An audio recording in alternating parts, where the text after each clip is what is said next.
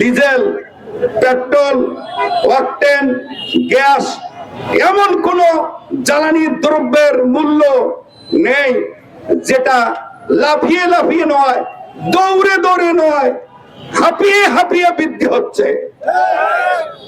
সরকারের প্রধানমন্ত্রীকে বলতে চাই, জ্বালানি মন্ত্রীকে হুঁশিয়ার করে দিতে চাই, দেশের জনগণের চাকা যদি বন্ধ হয়ে যায় আপনাদের রাষ্ট্র ব্যবস্থা বন্ধ হয়ে যাবে।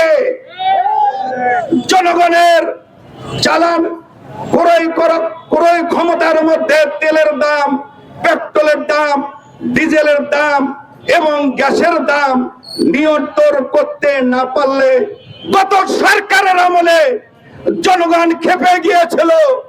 জনগণ ক্ষেপে গেলে আপনি জ্বালানি মন্ত্রী যতই তুলসী পাতার ধোয়া কথা বলুন না কেন, জনগণ আপনার কথা শুনবে না। আজকে বাংলাদেশ জামাত ইসলামী রংপুর মহানগরীর জনগণকে সাথে নিয়ে হুঁশিয়ারির সাথে বলতে চায়, পেট্রোলের দাম, ডিজেলের দাম কমাতে হবে, নইলে গদি ছেড়ে দিতে হবে।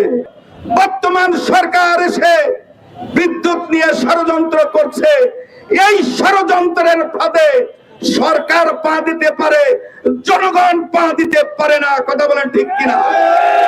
রাতের অন্ধকারে হঠাৎ করে বিদ্যুতের দাম আপনারা বাড়িয়ে দিয়ে এই টাকা পয়সা লুটপাট করে আপনারা কি কার দেওয়ার একটা নাটক করছেন, জনগণ কিন্তু এটা টের পেয়ে গেছে। অতএব বিদ্যুতের দাম কমাতে হবে, নইলে গদি, বিদ্যুতের দাম নইলে গদি, এরপর তেলের দাম।